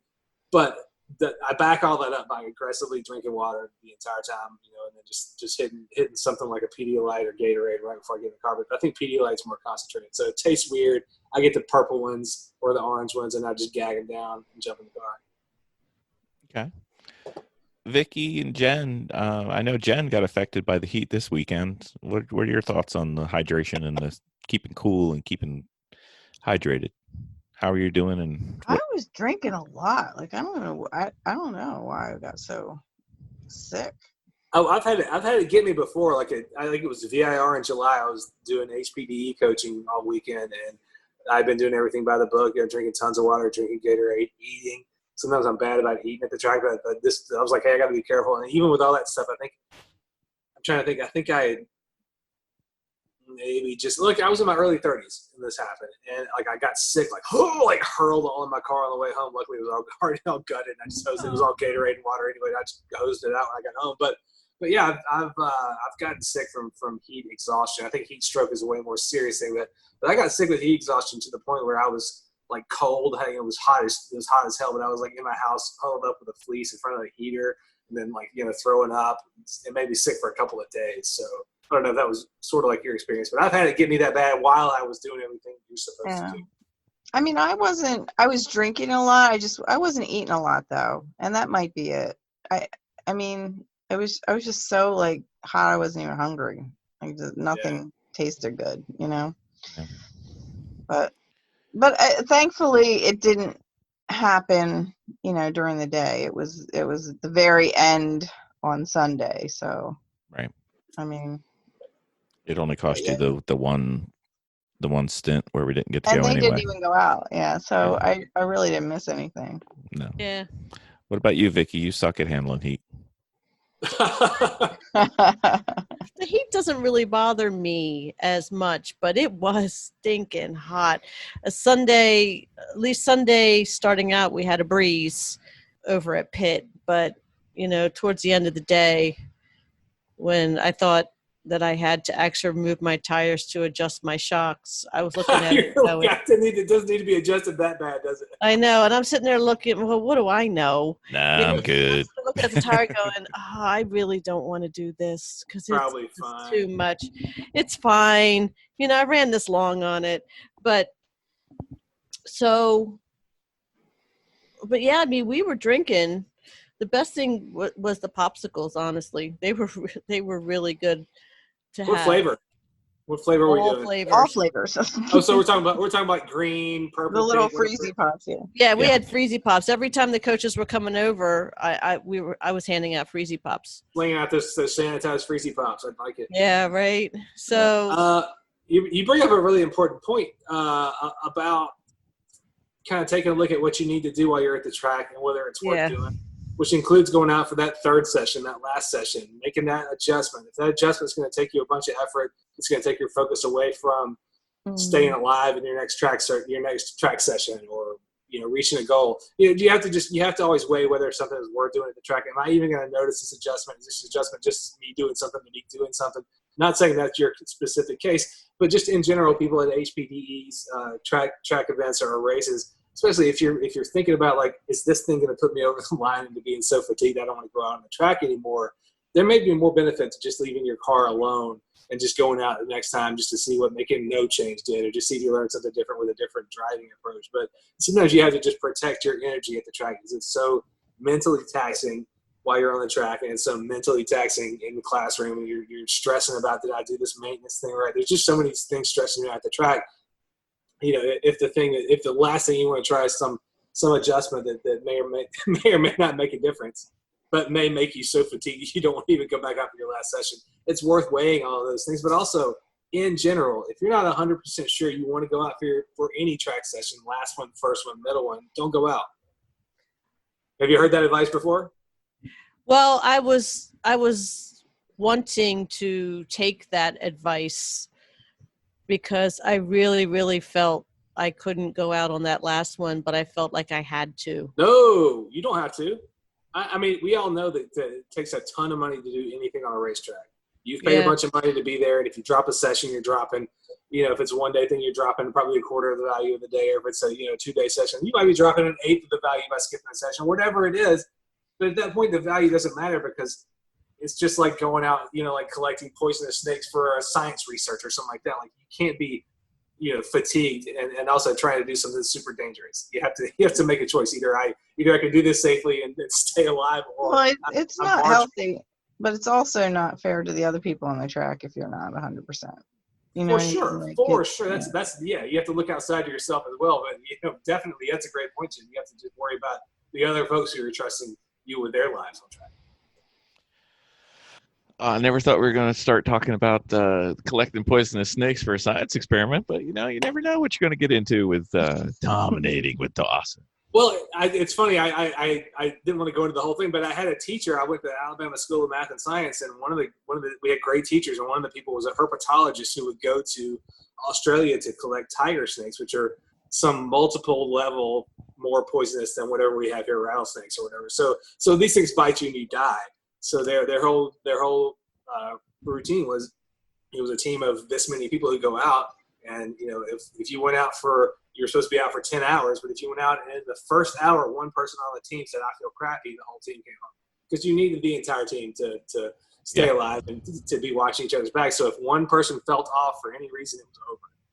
And that's always been, at least in the back of my mind, as far as approaching whether or not I'm fit to go out to run this track session. And also, here's another spoiler alert. I've never skipped a track session, but it's also just because I'm so horny for track time. I don't give a damn what is going on. I'm going to get out there. But that's not the case for everybody. True. All right. So staying on hydration, the rule that we used to have when I played volleyball competitively was... Ooh, is there video of this? There is video, actually. I've got it. Let's put this in the podcast episode notes, guys. Look for this in the description, at the bottom, something like that. I haven't always been the shape of a volleyball. I actually used to play. So I see it. It was fun, actually. So the rule was stay hydrated to the point where you needed to pee at least every hour. Yeah. And if you got behind, it was almost impossible to re-catch up that weekend. So it doesn't matter.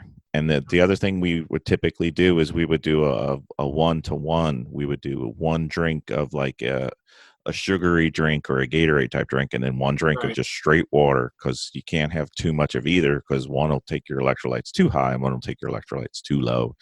And honestly, sometimes those sugary drinks, you just can't drink it enough of it because it starts getting that, you just don't want to drink anymore, and that's the What was opposite. that?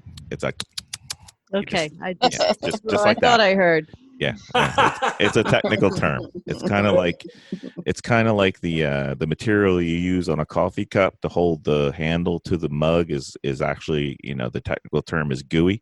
When you drink too much sweet fluids and it starts getting the flavor in your mouth that you just can't get rid of, it's like, Oh yeah, the Sprite loogie. The Sprite loogie you can't get rid of. Yeah. Yeah, or the orange soda one. That one's really deep.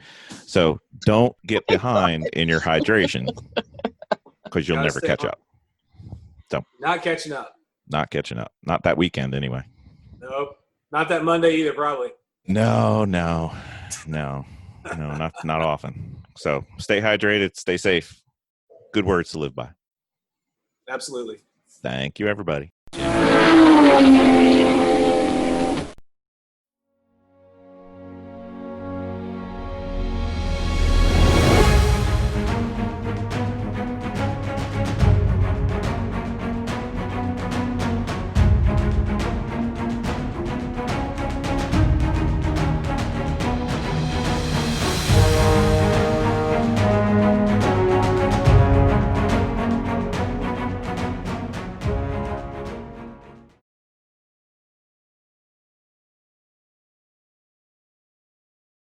Well, I can. I'm working on it. So just, We've done worse. I didn't want to be disruptive or anything. So. We've done worse. Hold on. I got this. We got this. It's good. I have technology. That'll get you started. I got it too. I just said, just text me whenever you want me to. I did. I just texted you. Okay, perfect. See, there you go. I'll just have to keep doing it, but that's fine. It's good. It's good. All right. Welcome to the show. This is us. This really isn't us. Bill's usually way more on top of it than got his computer, and hence the domino effect here. Show. So this is like the Woody Woodpecker episode. If Woody would have gone to the police, this never would have happened. But anyway. Yeah, watching you guys mess around with the classic IT face. Yeah. It was good. I keep punching the side of it and it just doesn't work. But anyway. All right. So we're good to go. Well, we're going to see if we're good to go. We'll find out in a moment.